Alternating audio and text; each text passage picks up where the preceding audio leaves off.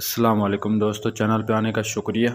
आज मैं आपको दिखा रहा हूँ नर टैडा, जिसकी एज है तकरीबन 4 महीने और माशाल्लाह बहुत खूबसूरत बच्चा है।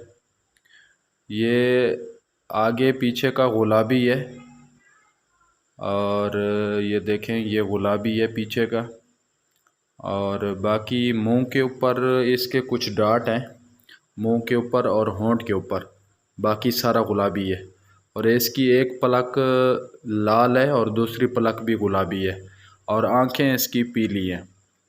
और अगर जो भाई लेना चाहेगा तो इंशाल्लाह बिल्कुल मुनासिब प्राइस, ये 20,000 का आपको मिल जाएगा कार्गो समेत। और इंशाल्लाह गारंटी के साथ आप जहाँ कहीं पर भी मंगवाएंगे इंशाल्लाह गारंटी के साथ आपको मिल जाएगा। और मैं नंबर डिस्क्रिप्शन में दे देता हूँ, जो भाई रब्ता करेगा और इंशाल्लाह उसको बिल्कुल गारंटी के साथ भिजवा दिया जाएगा 20,000 विद कार्गो।